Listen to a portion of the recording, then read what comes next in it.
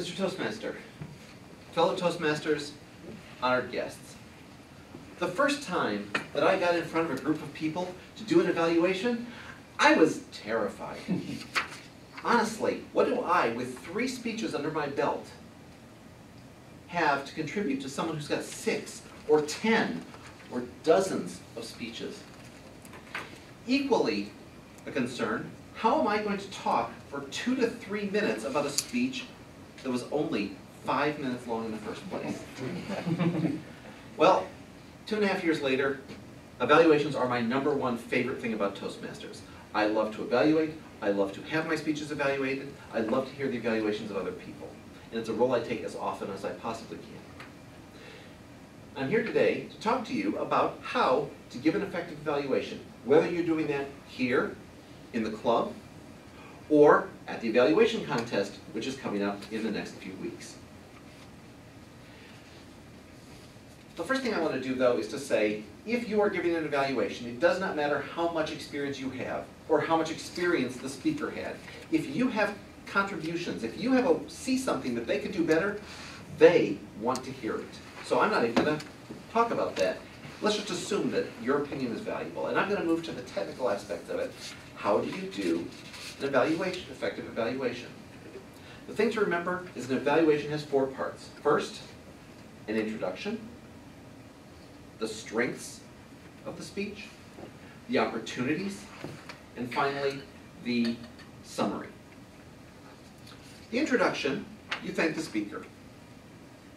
You summarize the speech very briefly, mostly to let them know that you were listening. This is your opportunity to talk about your reaction to the speech and your opportunity to talk about how the speech affected you personally and why. This is a great way to build a rapport with the speaker during the evaluation. Stephanie Coleman, our District 28 evaluation contest winner, added a concept of taking the theme of the speech and trying to put that into your introduction a little bit. So if it's about proper weightlifting techniques, then maybe you just try to include the concepts of weight, or lift, or struggle, or weak, or whatever. All of these things put together, you have 30 seconds to do this. Then you move on to your strengths.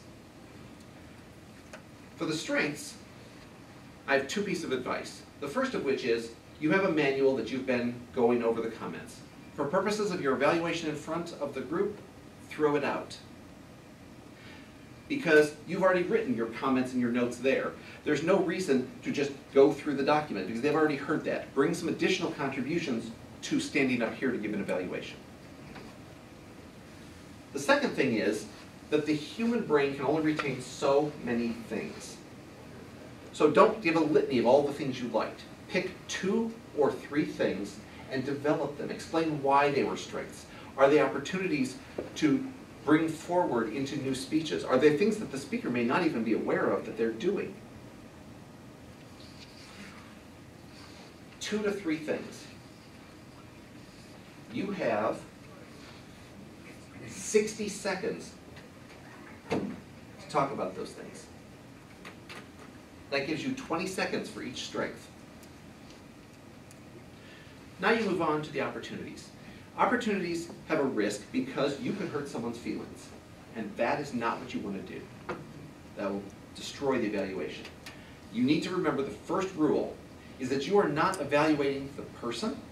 You are not even evaluating the speech that was just given. What you are evaluating is how the speech, if given again, could be better in the future. Sometimes it's hard to figure out what to suggest, and I have 2 things to think about. 1, you can focus on technical. Do they have good gestures? Do they make good use of the space? Do they have good vocal variety? Do they have any things that they do that are distracting? Those are things you can bring up that are technical. Then there are non-technical things you can bring up.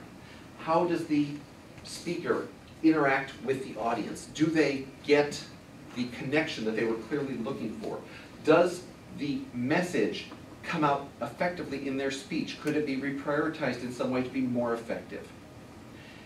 If you hear the greatest speech of all times, if Abraham Lincoln tears up his oratory card because that speech was so good, you are still required to come up with one thing that they could do better. And if the speech was frankly weak, and there's several problems with it, you are obliged to find no more than 2 opportunities. This is not about making it perfect, it's what could it do better in the future. If you have one thing that you're going to talk about, and by the way, that is not just a requirement of the concept, it's absolutely required of the evaluation contest. You will lose 1/4 of your points if you don't have improvements. But one thing, 30 seconds. 2 opportunities, 60 seconds. Now we move to the summary of the speech.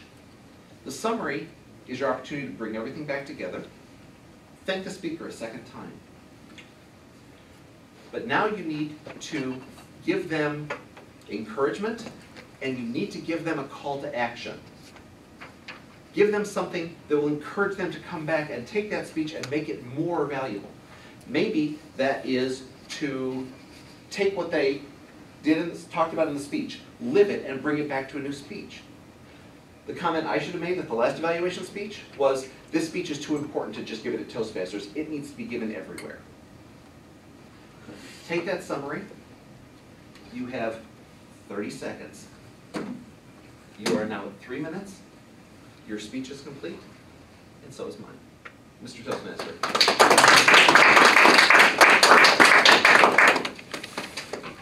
Put in